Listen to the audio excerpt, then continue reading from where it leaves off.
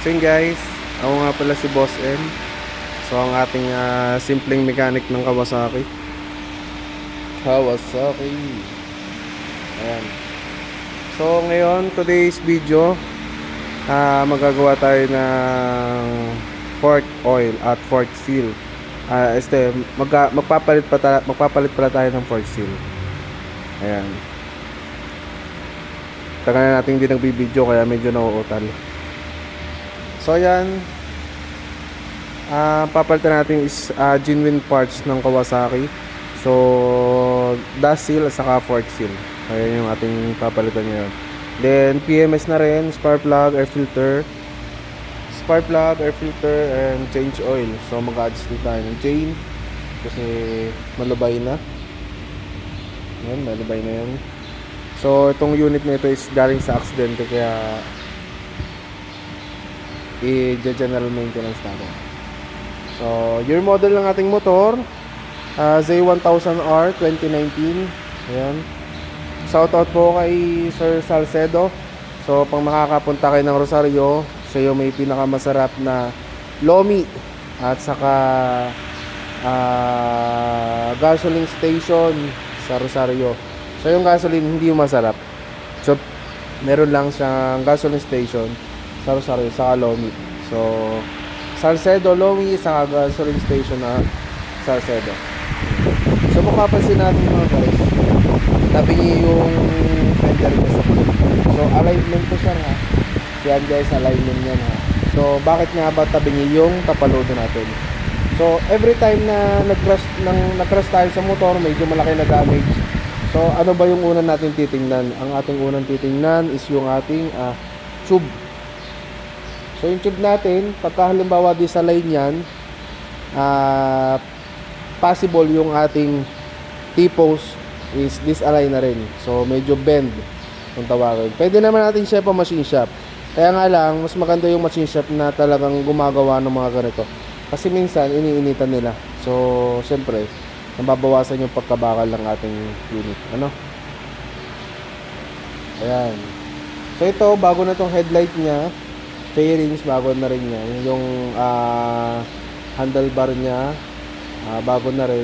So hindi lang talaga napapalitan dito. Ang na-check is yung ating shock tube at saka yung ating T-post assembly. So possible pagka bend itong shock natin, bend na rin itong T-post.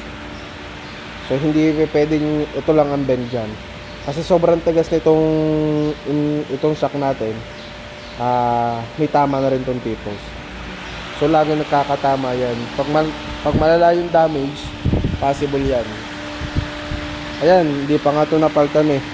So ito kasi dinala to sa Kawasaki Alabang. Hindi ko alam kung saan Alabang, kung sa mismong main o kaya sa Motor Trade yata yun. Sorry kung na-shoutout ko kayo sa vlog ko. Ayan. So ang sabi kasi ni sir, paltan na lahat ng makikitang damage. So nangyari hindi pa napaltan.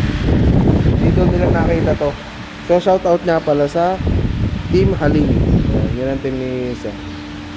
So yun yun, magpapalit muna tayo. So una nating babaklasin dito syempre is yung gulong. Saka natin nahubarin tong headlight assembly. Kasama na naman itong signal light. Tapos hubuin na natin itong fork. Makikita natin pagka-bend yan. Pero possible yan, may tama na yan. Kasi ang dami ko na na-encounter na unit na aksidente. Laging nabebend yung T-post. Hindi ko lang alam kung bakit ganun.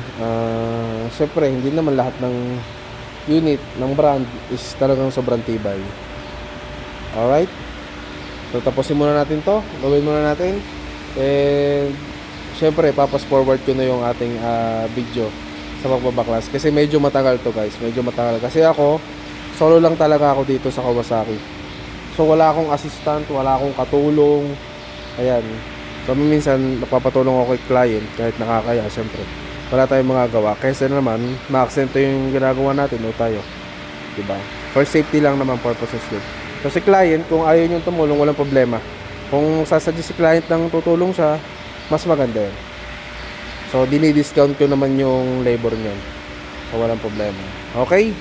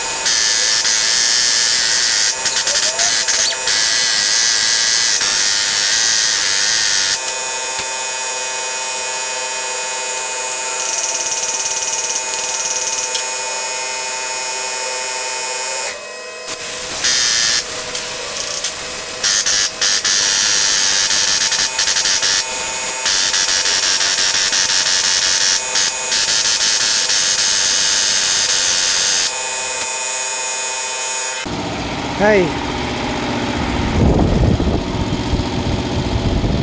Hindi ko alam kung ano bang ginawa dito. Siguro to kaya ganitong kaigpit.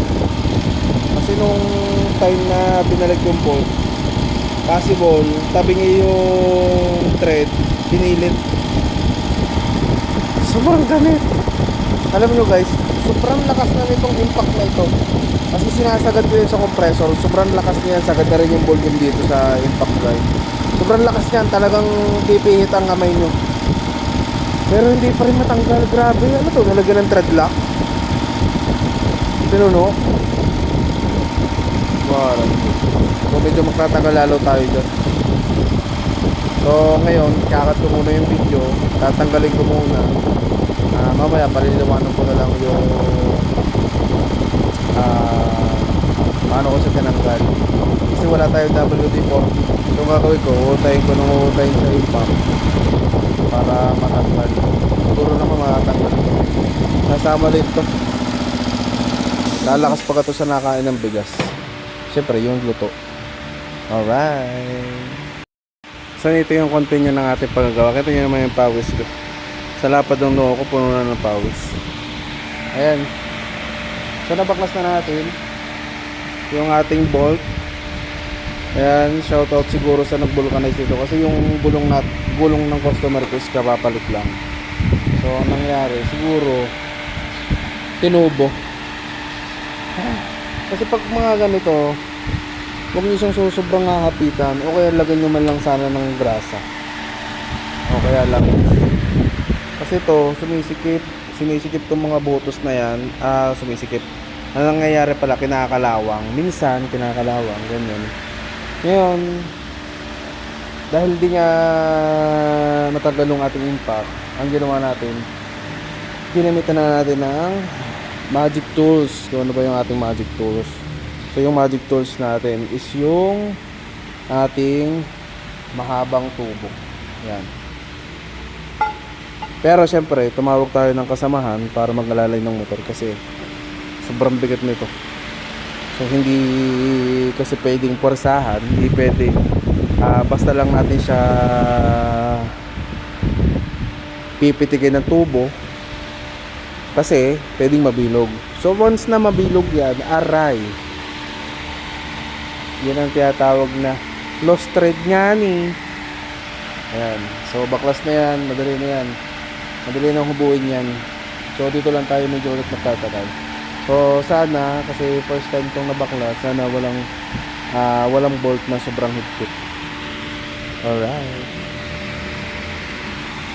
Ito tayo ulit. Set up ulit tayo dito. Then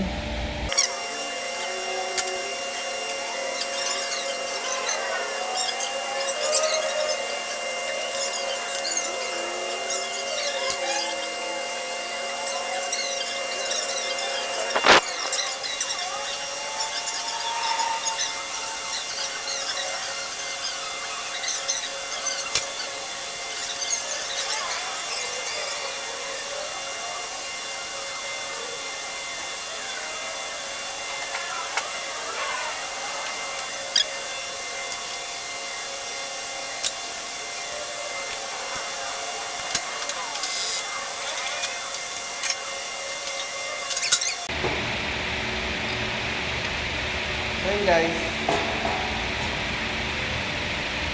So, yan. Tatanggalin muna natin to. So, ito, hindi siya katulad ng ibang spring na pag tinanggal mo, tumatalsik. So, ito kasi karugtong nitong inner tube. So, meron siyang isang bakal na mahaba na karugtong nito. So, ito, hindi naman to unsafe na ika nga ay tatalsik yung bolt. Hindi siya ganun.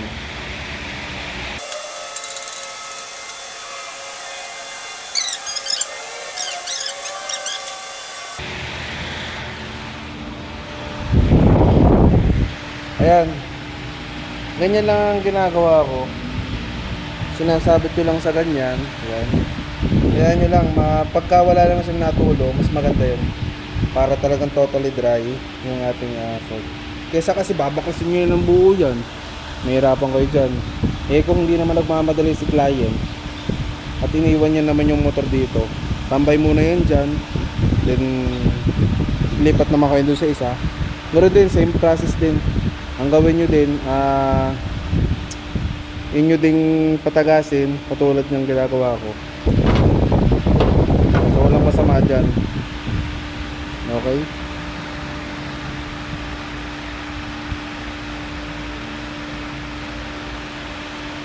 Yan. So yan, baklas na natin yung yung other tube natin is yan. Okay. So yan nga pala yung ating sunod-sunod na sunod-sunod na pagbabaklas. So kailangan mas maganda, proper. Kahit medyo makalat tayo. Sunod-sunod pa rin yung tinanggal natin dito. Buhat dito sa pinakababa hanggang atake. Alright. Ayan. So ngayon bibili muna tayo ng fork oil. So pwede naman, ang ginagamit ko dito is yung platinum fork oil kasi yun lang yung madalas na meron tayong fork oil. So kung bibili kayo ng Kawasaki fork oil, around 3,000 ang isang 1 liter. Eh mahigit 1 liter to.